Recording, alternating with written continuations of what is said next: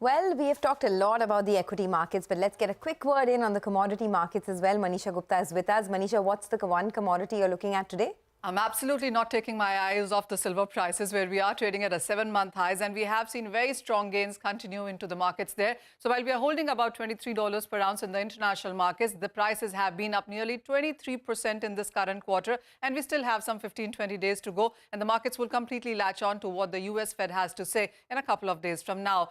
The support comes in from the fact that the US inventories have declined by 70% in the last 18 months to near 1 million ton there. When you look at the LBMA inventories, those have continued to decline for 10 months, and they are also at a record low of 27,000 tons there. Markets also are taking support from the fact that you are looking at a big deficit around this time around.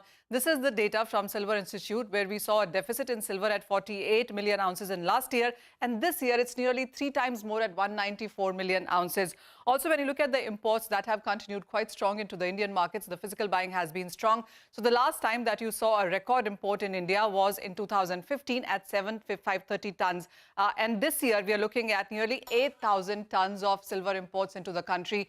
Globally as well, we are looking at record demand this time around at around 1.21 billion ounces. If you look at the prices itself, those also have been on the higher side. But before that, this is a supply-demand number that you are seeing. So in last few years, while in 2016, 17 and 18, we saw demand lesser than the supplies there. But in last 3 and 4 years, that completely has changed, where you are looking at higher demand and lesser supplies. And that's exactly what we are dealing with in this year as well. So when you look at the silver prices in the Indian markets, we've seen a range of 51,000 to 73,000 on the higher side. And we seem to be trading on the higher side of the range at 68,000 right now. All-time high in 2020 was 78,000, and the markets do believe that in next year, that is in 2023, you perhaps could be trading at those levels yet again.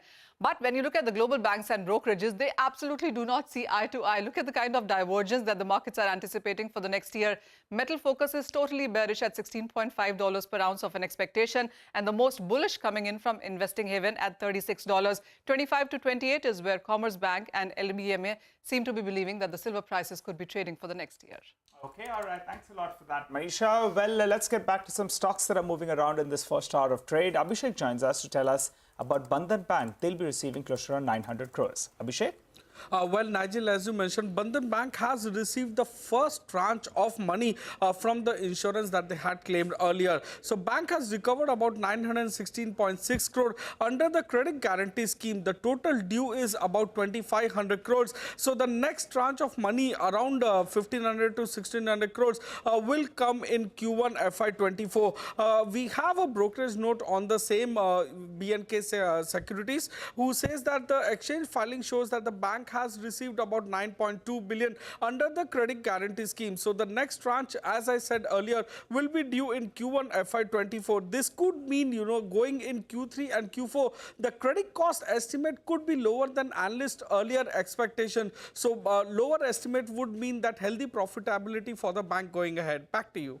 Right, Abhishek, thanks a lot for that. So that is on Bandhan Bank, trending higher. Let's slip into a quick break. On the other side, our special segment is the economy. Lata will connect with Louis Coles, the chief economist, Asia Pacific at S&P Global Ratings, to discuss the 2023 outlook for Asia. Stay tuned.